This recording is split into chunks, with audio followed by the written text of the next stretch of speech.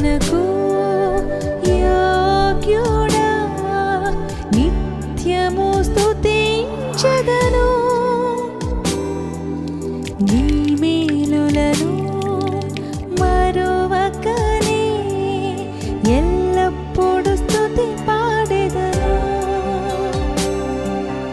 ఆరాధనకు యోగ్యుడా, నిత్యము స్తుతించెదను.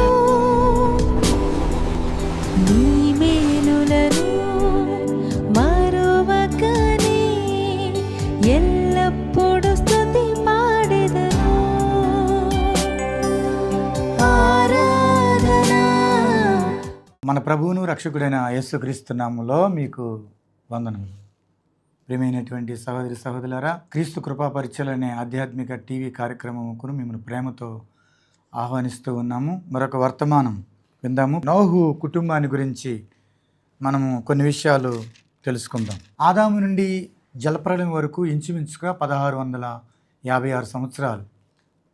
అయితే దేవుడు మనుషులను యథార్థవంతులుగా సృష్టించినప్పుడు వారు వివిధమైన తంత్రాలు కల్పించుకొని చెడిపోయారు. చెడిపోయినటువంటి మనుషుల విషయంలో దేవుడు బాధపడి వారికి 120 సంవత్సరాల సమయాన్ని నిర్ణయించాడు. ఆ 120 సంవత్సరాలలో ఓడ కట్టమని నోహుకు చెప్పాడు. ఆ విషయాలన్నీ కూడా మనము ఇక్కడ ఆదికాండము 6వ అధ్యాయము 7వ అధ్యాయము 8వ అధ్యాయంలో చూడగలం. దానికి ముందుగా ప్రార్థన చేసుకుందాం. ప్రేమగల తండ్రి, దయగలిని మా ప్రభువా, నీ పాదాలకు వందనాలు, స్తుతులు, స్తోత్రాలు చెల్లిస్తున్నాము. ఈ సమయంలో నోహు కుటుంబాన్ని గురించి, అలాగే జలప్రళయము, ఓడను సంగతి విషయాలు మేము ధ్యానిస్తూ ఉండగా మీరే మాకు సహాయం దయచేయమని యేసు నామములో అడిగి వేడుకొంచున్నాము తండ్రి, ఆమేన్. ఆదికాండము 6వ అధ్యాయంలో దేవుడు భూలోకమును చూచినప్పుడు అది చెడిపోయి ఉండినని 6వ అధ్యాయము 11వ వచనంలో ఆ విషయాన్ని గమనిస్తాం. అసలు నోహు ఓడలోనికి వెళ్ళడానికి గల ఉద్దేశం ఏంటో 7వ అధ్యాయము 7వ వచనంలో, అప్పుడు నోహును అతనితో కూడా అతని కుమారులను అతని భార్యయు అతని కోడండ్రును ఆ ప్రవాహ జలములు తప్పించుకున్నటకై ఆ ఓడలో ప్రవేశించిరి. ఇక్కడ దేవుడు భూలోకమును చూచినప్పుడు అది చెడిపోయి ఉండినని 6వ అధ్యాయం 1వ వచనంలో మనం చూస్తున్నాం. ఈ జలప్రళయం ఎందుకు వచ్చింది? లోకమంతటికి తీర్పు ఎందుకు వచ్చింది అని అంటే, మానవులు చేసిన పాపమును బట్టి తీర్పు అనేది రావడం జరిగింది. 6వ అధ్యాయము 11వ వచనం 12వ వచనంలో చూస్తే దేవుడు భూలోకమును చూచినప్పుడు అది చెడిపోయి ఉండినని దేవుడు అనుకున్నాడు. వాళ్ళ పాపాన్ని బట్టి దేవుడు ఎంతో బాధపడ్డాడు, నొచ్చుకున్నాడు. వాళ్ళని సృష్టించినందుకు చాలా దేవుడు బాధపడ్డాడని వ్రాయబడింది. 6వ అధ్యాయం 3వ వచనం, అప్పుడు యెహోవా, నా ఆత్మ నరులతో ఎల్లప్పుడూ వాదించదు, వారు తమ అక్రమ విషయంలో నరమాత్రులై ఉన్నారు, అయినను వారి దినములో 120 ఏండ్లగునెను. అంటే 120 సంవత్సరాల్లో జలప్రళయం వస్తుంది, తీర్పు అనేది వారి పాపమును బట్టి రాబోతుందని దేవుడు మనసులో అనుకున్నాడు. ఈ 120 సంవత్సరాల కాలాన్ని దేవుడు వారికి కృపాకాలముగా దేవుడు వారికి నిర్ణయించాడు. అయితే ఆ భూలోకంలో చూచినప్పుడు నోహు నీతిమంతుడిగా కనబడ్డాడు. 7వ అధ్యాయం 1వ వచనంలో, యెహోవా, ఈ తరం వారిలో నీవే నా ఎదుట నీతిమంతుడై ఉండుట చూచితిని గనుక నీవును నీ ఇంటి వారును ఓడలో ప్రవేశించుడి. ఈ 120 సంవత్సరాల కాలంలో అవిధేయులైనటువంటి వారికి దేవుని సువార్తను ప్రకటిస్తూ ఓడను కడతా ఉన్నాడు నోహు కుమారులు. అక్కడ ఓడను దేవుడు చెప్పిన ఉద్దేశ ప్రకారంగా ఓడను కట్టారు. 3 అంతస్తులు ఉండాలి, ఒకటే ద్వారం ఉండాలి, పైనుండి మోరడు కిందకి చిన్న కిటికీ ఒకటి ఉండాలని దేవుడు చెప్పిన కొలత ప్రకారంగా ఆ ఓడను తయారు చేస్తూ అవిధులైనటువంటి వారికి నోహు సువార్తను బోధించాడని పేతురు రాసిన మొదటి పత్రిక 3వ అధ్యాయము 19వ వచనం, దేవుని దీర్ఘశాంతము ఇంకా కనిపెట్టుచున్నప్పుడు పూర్వము నోహు దినములలో ఓడ సిద్ధపరుచుండగా అవిధేయులైన వారి యొద్దకు, అనగా చెరలో ఉన్న ఆత్మల యొద్దకు ఆయన ఆత్మస్వరూపిగానే వెళ్ళి వారికి ప్రకటించను. ఆ ఓడలో కొందరు, అనగా 8 మంది నీటి ద్వారా రక్షణ పొందిరి. దేవుని దీర్ఘశాంతం ఇంకా కనిపెడుచున్నప్పుడు, దేవుని దీర్ఘశాంతం ఎంత అంటే 120 సంవత్సరాలు. ఈ 120 సంవత్సరాల్లో దేవుడు ఓడ కట్టమన్నాడు. కట్టబడిన ఓడలోనికి రావడానికి నోహు ప్రకటించాడు, కానీ ఎవరు ఓడలోనికి రాలేదు.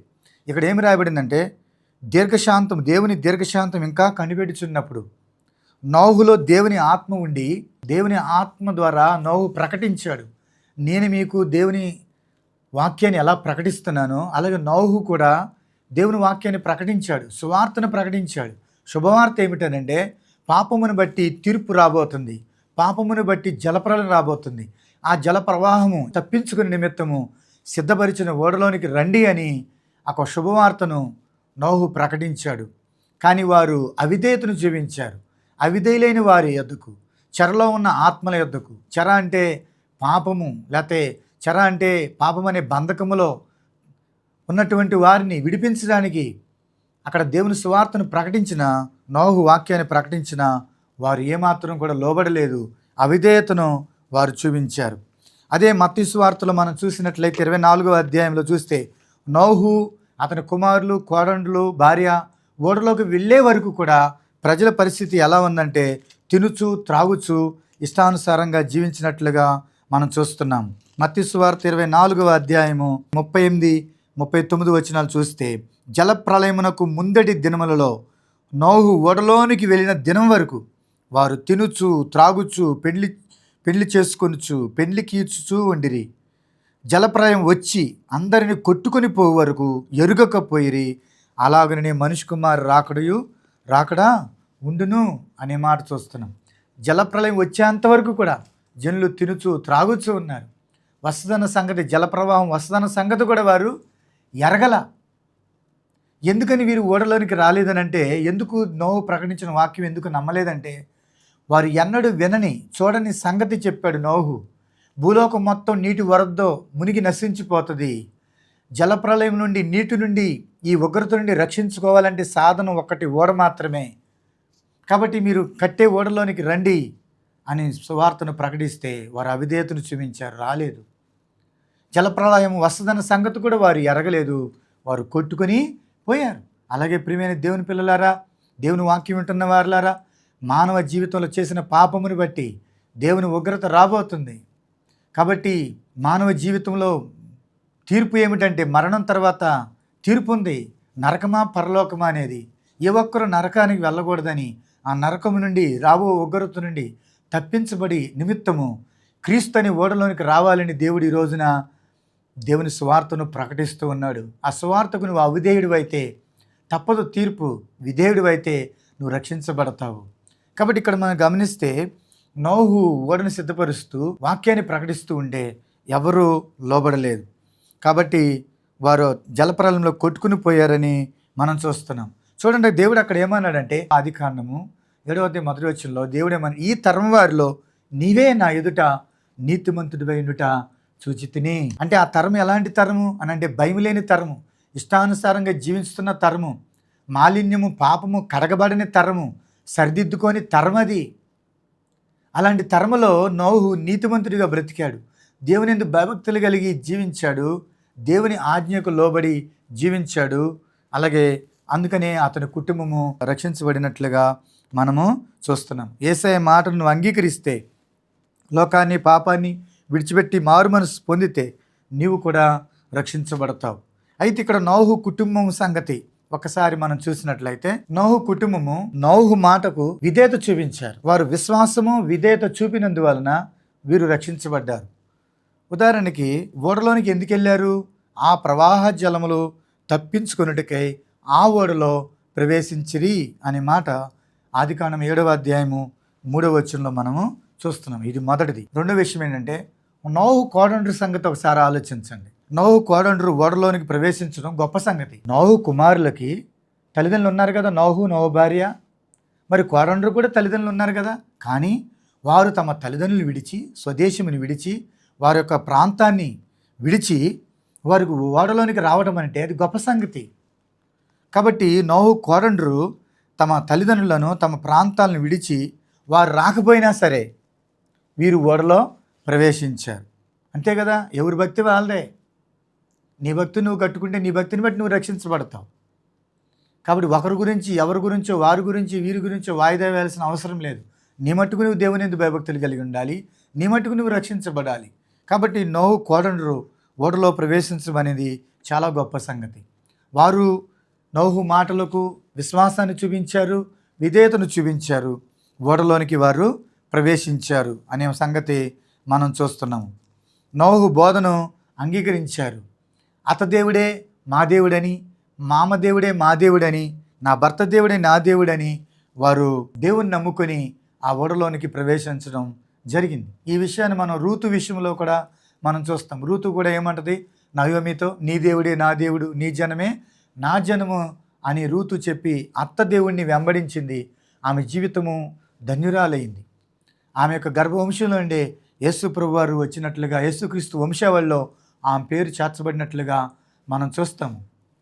కాబట్టి ప్రియమైన వారలారా, దేవుని మాటకు విధేయత చూపిస్తే ఎంత గొప్ప ధన్యత. కాబట్టి వారు తమ వారు జలప్రలయంలో, అంటే తమ వారు అంటే ఇక్కడ చూడండి, నోవుకి బాబాయిలు ఉన్నారు, పెద్దమ్మలు ఉన్నారు, పెదనాలు ఉన్నారు, అందరూ స్వజనులు ఉన్నారు, చాలామంది కోడండ్రికి ఉన్నారు.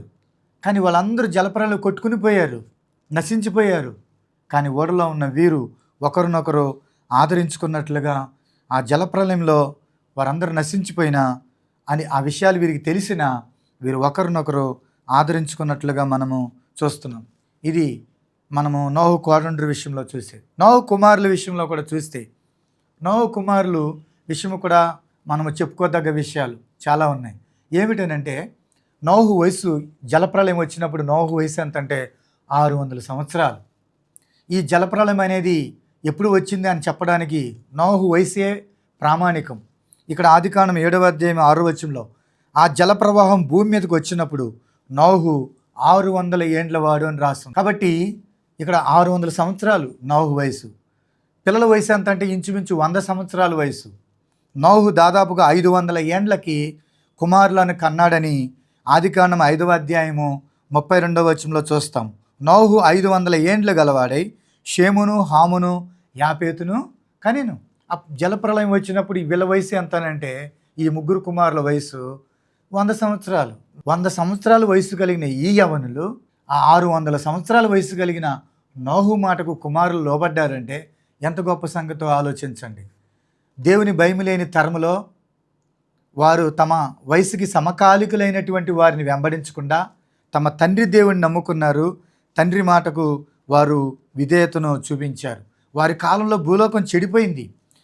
ప్రజలు తమ విచ్చలవిడిగా తినుచు, త్రాగుచు, పెళ్లి చేసుకునుచు ఇష్టానుసారంగా జీవిస్తూ ఉన్నారు వాళ్ళు.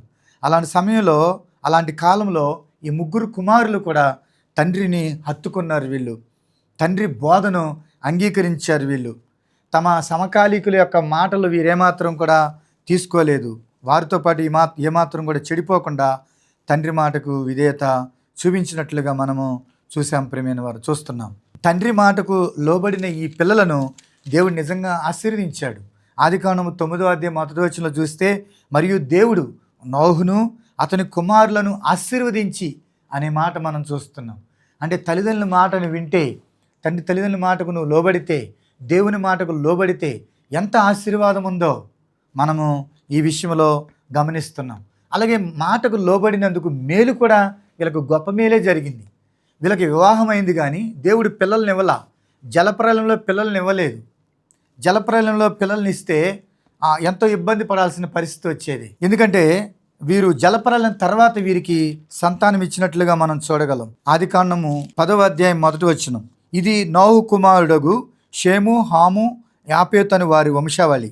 జలప్రలయం తర్వాత వారికి కుమారులు పుట్టిరి అనే మాట ఉంది.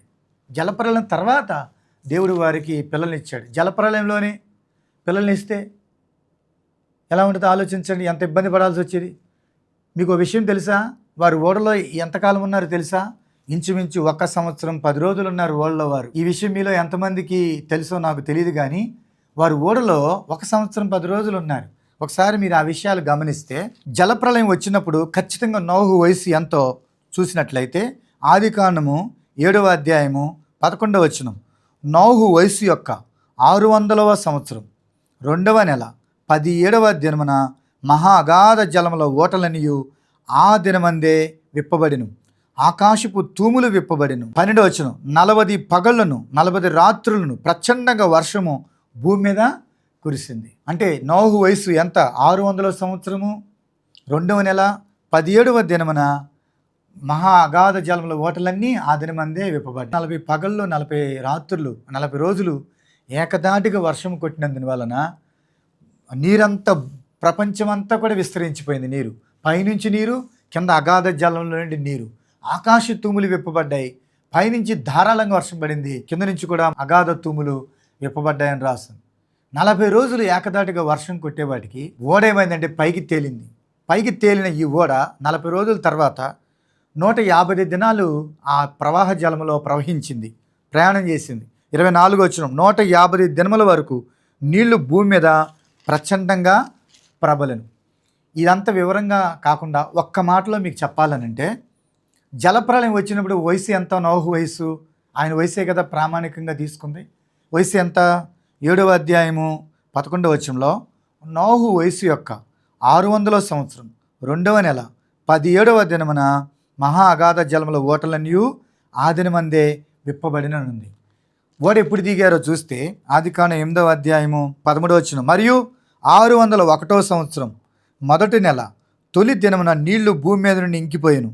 నోహు ఓడ కప్పు తీసి చూచినప్పుడు నేల ఆరి ఉండెను.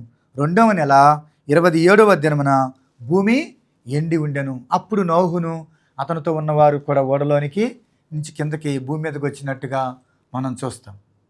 ఆర్రాతు కొండ మీద నుంచి వాళ్ళు కిందకు వచ్చారు.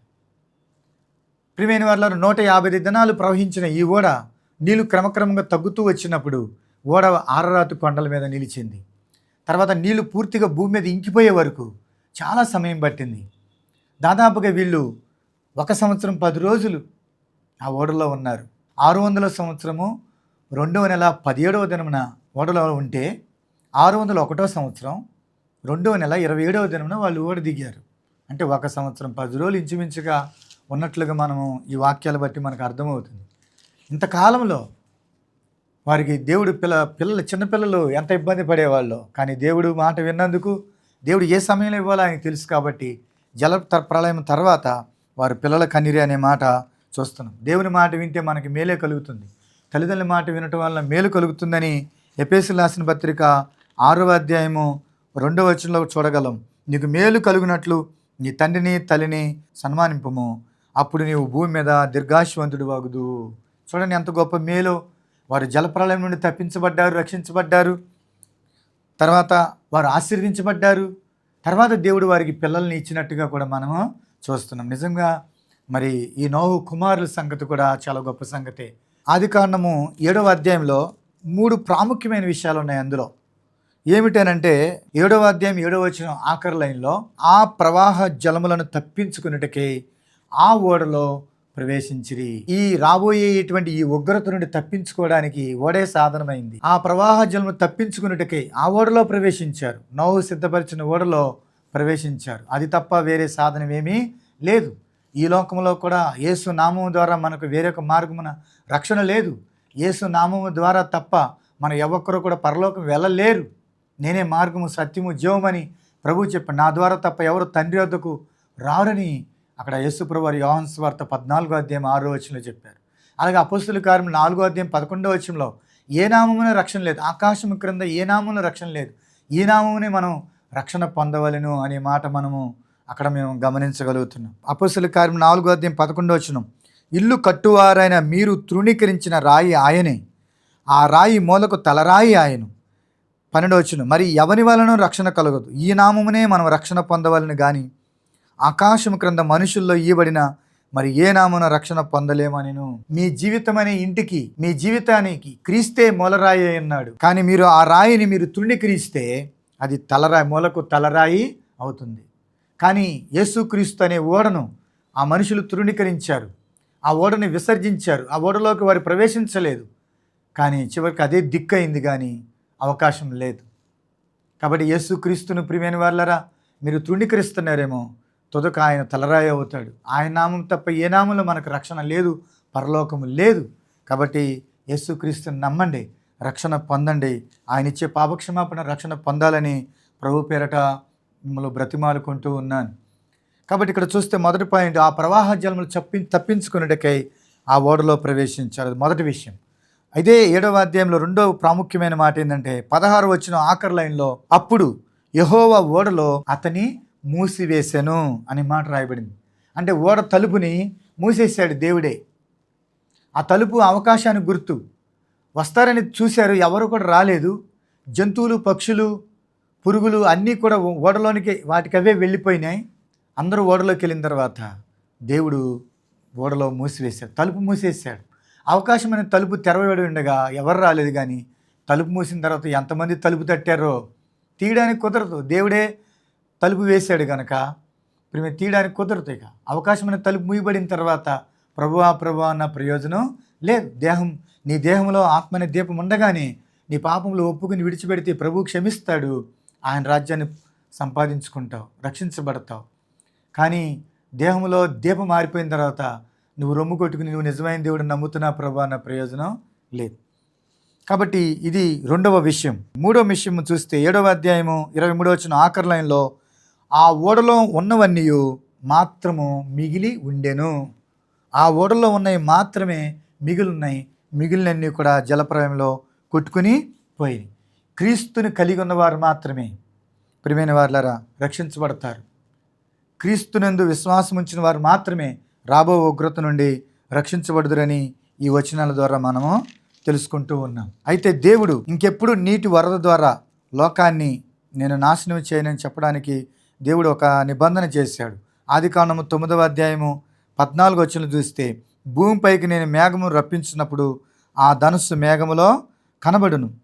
అప్పుడు నాకును మీకును సమస్త జీవరాశులకు మధ్యనున్న నా నిబంధన జ్ఞాపకం చేసుకుందును గనుక సమస్త శరీరం నాశనం చేయుటకు అలాగూ ప్రవాహముగా నీళ్లు రావు అని దేవుడు నిబంధన చేశాడు, ఒప్పందం చేశాడు. భూమిపైకి నేను ధనుస్సును, రెయిన్బో అనేది పూర్వకాలంలో నోహుకాలంలో వచ్చిన రెయిన్బో, అది ధనుస్సు, అది కనికరానికి గుర్తు, దయకు గుర్తు. ఇంకెప్పుడు నీటి వరద ద్వారా లోకాన్ని నేను నాశనం చేయను అని చెప్పడానికి అలాగూ ప్రవాహముగా నీళ్లు రావని దేవుడు అక్కడ ఒట్టి పెట్టుకున్నాడన్న సంగతి మనం చూస్తున్నాం. బైబిల్లో మనం చూస్తే యెషయా గ్రంథం 54వ అధ్యాయము 9వ వచనం, నోహు కాలమున జలప్రళయం గూర్చి నేను చేసినట్లు చేయుదును, జలములు భూమి మీదకి ఇకను పొర్లి పార్వని, నోహు కాలము నేను ఒట్టు పెట్టుకున్నట్లు నీ మీద కోపముగా ఉండనని నిన్ను గద్దింపనని నేను ఒట్టి పెట్టుకొని ఉన్నాను. 10వ వచనం, పర్వతములు తొలగిపోయినను, మెట్టలు తత్తరిల్లినను, నా కృప నిన్ను విడిచిపోదు, సమాధాన విషయమైన నా నిబంధన తొలగిపోదు అని నీ అందు జాలిపడు యెహోవా సెలవిచ్చున్నాడు. అలాగ ప్రవాహముగా నీళ్లు రావని ఒట్టి పెట్టుకున్నాడు. ఇంకో విషయం ఏంటంటే 10వ వచనంలో, పర్వతములు తొలగిపోయినను, మెట్టలు తత్తరిల్లను, నా కృప నిన్ను విడిచిపోదు. నిజంగా ఈ వాగ్దానం ఎంత గొప్ప వాగ్దానం! ఈ వాగ్దానం బహుశా నోహు జీవితానికి అన్వయించవచ్చు. ఎందుకంటే ఓడ పైన చిన్న కిటికీ ఉంది. ఆ కిటికీ తీసి చూసినప్పుడు నోహు ఎక్కడ చూసినా నీరే కనబడింది. ఒక్క కొండ కానీ, ఒక మెట్ట కానీ, ఒక పర్వతం కానీ కనబడలా. ఎందుకంటే పర్వతములన్నీ మునిగిపోయాయని రాస్తుంది. ఎందుకు పర్వతాలన్నీ, ఆకాశం క్రింద ఉన్న పర్వతాలన్నీ ఎందుకు మునిగిపోయాయంటే, పర్వతము కంటే 15 మూరల ఎత్తున నీళ్లు ప్రచండంగా ప్రబలై ఉన్నాయి కాబట్టి పర్వతాలు మునిగిపోయాయని ఆదికాండం 7వ అధ్యాయము 20వ వచనంలో రాయబడింది. 15 మూరల ఎత్తున నీళ్లు ప్రచండంగా ప్రబలను గనక పర్వతములు మునిగిపోయెను. నిజంగా ఓడకిటికి తీసి చూసినప్పుడు ఒక్క పర్వతం కూడా కనబడలేదు, అంతా నీరే. ఆ సమయంలో బహుశా ఈ మాట, పర్వతములు తొలగిపోయినను, మెట్టలు తత్తరిల్లను, నా కృప నిన్ను విడిచిపోదు. నిజంగా దేవుని కృప నోహును రక్షించింది. దేవుని కృప ఎవరి మీద ఉంటుందంటే, తన యందు భయభక్తులు గల వారి మీద కృప ఆవరించి ఉన్నది అని మాట రాస్తుంటుంది. నోహు దేవుని యందు భయభక్తులు గలవాడై ఉన్నాడు గనక అక్కడ మనం ఆదికాండం 6వ అధ్యాయము 8వ వచనంలో, అయితే నోహు యెహోవా దృష్టి యందు కృప పొందిన వాడైన, కృప రక్షిస్తుంది, కృప బ్రతికిస్తుంది, కృప అర్హత లేని వారికి అర్హత కల్పిస్తుంది, కృప ప్రియమైన వారిలా బలపరుస్తుంది. నిజంగా ఈ యొక్క వాగ్దానము నోహు కుటుంబానికి చెందుతుంది. కాబట్టి దేవుడు నిజంగా నోహు కుటుంబాన్ని రక్షించిన విషయాన్ని మనము గమనిస్తూ ఉన్నాము. తర్వాత ఈ నీటి వరదతో ఇంకెప్పుడు లోకాన్ని నేను ముంచను, నాశనం చేయనని దేవుడు మాట ఇచ్చాడు. కానీ ఇప్పుడున్న ఆకాశం, భూమి అగ్ని కొరకు నిలువ చేయబడ్డాయని ఆ వాక్యం రాసి ఉంది. పేతురు రాసిన 2వ పత్రిక 3వ అధ్యాయము 6-7 వచనాలు, ఆ నీళ్ల వలన అప్పుడున్న లోకము నీటి వరదలో మునిగి నశించును. అయితే ఇప్పుడున్న ఆకాశము భూమియు భక్తిహీనుల తీర్పును నాశనము జరుగు దినం వరకు అగ్ని కొరకు నిలువ చేయబడినవై అదే వాక్యం వలన భద్రము చేయబడి ఉన్నవి. కాబట్టి ఇప్పుడున్న ఆకాశము, భూమి అగ్నితో నాశనం చేయబడిద్ది అని దేవుడు చెప్తున్నాడు. పూర్వం ఉన్నటువంటి భూమి నీటి వరదలో మునిగి నశించిపోయింది. కానీ ఇప్పుడున్న ఆకాశం, భూమి అగ్నితో నాశనం అవుద్దని వ్రాసి ఉంది ఇదే పేతురు రాసిన 2వ పత్రిక 3వ అధ్యాయంలో చూస్తే 10వ వచనం, అయితే ప్రభు దినము దొంగ వచ్చినట్లు వచ్చును, ఆ దినమున ఆకాశములు మహాధ్వనితో గతించిపోను, పంచిభూతములు మిక్కటమైన వేండ్రతో లయమైపోవును, భూమియు దాని మీద ఉన్న కృత్యములు కాలిపోవును. ఇవన్నీ ఇట్లు లయమైపోయి గనుక ఆకాశం రగులుకొని లయమైపోనట్టు, పంచభూతములు మహావేండ్రతో కరిగిపోయినట్టు దేవుని దినపు రాకడ కొరకు కనిపెట్టుచు దానిని ఆశతో అపేక్షించుచు మీరు పరిశుద్ధమైన ప్రవర్తనతోనూ భక్తితోనూ ఎంతో జాగ్రత్త గలవారై ఉండవలెను. చూడండి, ప్రభు రాకడ గురించిన సందర్భం. ప్రభు రెండోసారి రాబోతున్నాడు. ఆయనను ఏ ఒక్కరూ నశించవాలని ఇచ్చేంపక అందరూ మారు మనసు పొందవాలని మన ఎడల దీర్ఘశాంతం చూపిస్తున్నాడని ఇక్కడ రాసి ఉంది 9వ వచనంలో. కొందరు ఆలస్యమని ఎంచుకున్నట్లు ప్రభు తన వాగ్దానం గురించి ఆలస్యం చేయవాడు కాడు గాని ఎవడునూ నశింపవాలనని ఇచ్చేంపక అందరూ మారు మనసు పొందవాలని కోరుచు మీ ఎడల దీర్ఘశాంతం గలవాడై ఉన్నాడు. ప్రభు రెండోసారి త్వరగా రాబోతున్నాడు. అయితే ఆయన దీర్ఘశాంతాన్ని చూపిస్తున్నాడు. పూర్వకాలంలో నోహు కాలంలో 120 సంవత్సరాలు దీర్ఘశాంతం చూపించినట్లుగా మన విషయంలో కూడా దేవుడు దీర్ఘశాంతం చూపిస్తున్నాడు. ఆ సమయం ఎంతో మనకు తెలియదు. లోకాసు వార్త 17వ అధ్యాయం 26వ వచనం, నోహు దినంలో జరిగినట్టు మనిషి కుమారుని దినంలోనూ జరుగును. నోహు ఓడలోనికి వెళ్ళిన దినం వరకు జనులు తినుచు త్రాగుచు పెండ్లాడుచు పెండ్లికి పడుచుండి అంతలో జలప్రలయం వచ్చి వారందరినీ నాశనము చేసెను. నోహు దినంలో జరిగినట్టు మనిషి కుమారుని దినంలో కూడా జరుగుతుంది. చాలామంది అనుకుంటున్నారు ఆయన రాకడ వస్తుందన్నారు, కొంతవరకు రాలేదు. ఆయన రాకడం గురించిన వాగ్దానం ఏమాయను? అదే పేతురు రాసిన 2వ పత్రికలో 3వ అధ్యాయంలో అక్కడ ఉంది. ఆయన రాకడం గురించిన వాగ్దానం ఏమైంది? పూర్వం ఉన్నట్టే ఆకాశం భూమి ఉంది, మార్పేమీ లేదు అనుకుంటున్నారు. కానీ జలప్రలయం ఎప్పుడు వచ్చిందో వారికి తెలియదు. అలాగే ప్రభు రాకడ ఎప్పుడు వచ్చిందో మనకు తెలియదు. కానీ దేవుడు నీ పట్ల కూడా ఎక్కడైనా మారు మనసు పొంది రక్షించబడతావని దేవుడు ఎదురు చూస్తున్నాడు. ఇక నేను పాపాలు ఒప్పుకుని విడిచిపెట్టు, యేసయ్యన ఓడలోనికి నువ్వు రావాలని దేవుడు ఆశపడుతున్నాడు. ప్రభుని యేసునందు విశ్వాసం ఉంచితే నీవు నీ ఇంటి వారు రక్షించబడుదురు. కాబట్టి ప్రభు రాకడ కూడా సమీపంగా ఉంది. ప్రభు రాకడ కొరకు మనం ఎంతో జాగ్రత్త గలవారై పరిశుద్ధమైన ప్రవర్తన గలవారై జీవిద్దాం. ప్రియమైన వాళ్ళరా, నోహు కుటుంబంలో 3 ప్రాముఖ్యమైన విషయాలు. ఆ కుటుంబం తప్పించబడింది, ఆ కుటుంబం రక్షించబడింది, ఆ కుటుంబము ఆశ్చర్యించబడింది. ఆదికాండం 8వ అధ్యాయము 20వ వచనం, అప్పుడు నోహు యెహోవాకు బలిపీఠము కట్టి అనే మాట మనం చూస్తున్నాం. ఎప్పుడు? ఓడలో నుంచి వాళ్ళు క్రిందకి దిగిన తర్వాత వాళ్ళు ఏం చేశారంటే బలిపీఠం కట్టి దేవునికి ప్రార్థన చేశారు, దేవునికి కృతజ్ఞతాస్తుతులు చెల్లించారు. ప్రభువా, నాశనకరమైన జలం నుండి నన్ను తప్పించావు, నా కుటుంబాన్ని తప్పించావు, మమ్మల్ని రక్షించావు, నీకు వందనాలని దేవునికి కృతజ్ఞతాస్తుతులు దేవుడు ఏం చెప్పాలా? బలిపీఠం కట్టి ప్రార్థన చేయమని. వారి జీవితంలో దేవుడు చేసిన మేలుని బట్టి వారు ఓడలో నుంచి కిందకి దిగిన తర్వాత నోహు బలిపీఠం కట్టి ప్రార్థన చేశాడు. కాబట్టి నీ జీవితంలో కూడా దేవుని పట్ల కృతజ్ఞతాభావం కలిగి ఉండు. నోహు కుటుంబం రక్షించబడినట్లుగా నీ కుటుంబం కూడా రక్షించబడినట్లుగా ప్రార్థన చేయి. కాబట్టి ప్రియమైన దేవుని పిల్లారా, ఆయన రాకడెప్పుడో తెలియదు, మన పోకడెప్పుడో తెలియదు. కనుక దీపం ఉండగా నిల్లు చక్కబెట్టుకుందాం. ప్రభునందు విశ్వాసం నుంచి రక్షించబడదాం. దేవుడి కొద్ది మాటలు దీవించునుగాక. ఆమేన్. ప్రార్థన. ప్రేమగల తండ్రి, దయగల ప్రభువా, నీ పాదాలకు వందనాలు. లోకంలో ఉన్నవారు ఎవరో ఓడలోని ప్రవేశించలేదు. నోహు కుటుంబం మాత్రమే ప్రభువా నా తన దేవుని మాటకు లోబడి మాటలకు విధేయత చూపి విశ్వాసాన్ని చూపి వారు ఓడలో ప్రవేశించగలిగారు. ప్రభువా, నాశనకరమైన జలము నుండి వారు తప్పించబడ్డారు, రక్షించబడ్డారు, వారు ఆశ్చర్యించబడ్డారు. నోహు 3 కుమారుల నుంచే ఈ భూలోకంలో ఉన్నటువంటి జనాంగాన్ని మీరు తీసుకుని వచ్చారు. మీకు వందనాలు. ప్రభువా, ఓడలో ఉన్నవి మాత్రమే మిగిలి ఉన్నాయి, బయట ఉన్నవన్నీ కొట్టుకుని పోయాయి. కాబట్టి ఈ క్రీస్తు అనే ఓడలో మేము ఉన్నట్లయితే ప్రభువా మేము రక్షించబడతాము. ప్రభువా, కాబట్టి రాబో ఉగ్రత నుండి తప్పించబడినట్లు క్రీస్తు అనే ఓడలోనికి మేము ప్రవేశించడానికి సహాయం చేయి. రాబో ఉగ్రత నుండి తప్పించబడినట్లుగా క్రీస్తునందు విశ్వాసం ఉంచి మేము మా ఇంటి వారు రక్షించబడినట్లుగా సహాయం చేయండి. నీ మాటకు లోబడినందువలన వారి జీవితంలో మేలు చేసావు, ఆశీర్వదించావు, దీవించావు. అలాగే నీ మాటకు లోబడి మేము జీవించు కృప అనుగ్రహించి నోహు కోడండ్రు వలె, నోహు కుమారుల వలె, నోహు వలె మేము జీవించినట్లుగా నీ కృప దయచేసి మీరే మహిమ పొందమని యేసు నామములో అడిగి వేడుకొంచున్నాము తండ్రి. ఆమేన్. ఆశీర్వాదం మన తండ్రిని దేవుని ప్రేమయు ప్రభుని యేసుక్రీస్తు కృపయు పరిశుద్ధాత్మక నిన్ను సహవాసము సకల దేవుని మాటలను మీకును దేవుడు సదాకాలం తోడండి నడిపించునుగాక. ఆమేన్. ఇంతవరకు క్రీస్తు కృపా పరిచర్యలు అనే మా కార్యక్రమాన్ని వీక్షించి దీవించబడ్డారని నమ్ముచున్నాము. మీ ఆత్మీయ అవసరాల కొరకు సంప్రదించవలసిన మా చిరునామా: యేసుక్రీస్తు ప్రార్థనా మందిర పరిచర్యలు, మంగాపురం రోడ్, కొత్తగూడెం, మైలవరం మండలం, ఎన్టీఆర్ జిల్లా, ఆంధ్రప్రదేశ్. మీ ప్రార్థనా అవసరాల కొరకు మా ఫోన్ నెంబర్ 9182489765 మరి ఒక number 9912524162. God bless you all.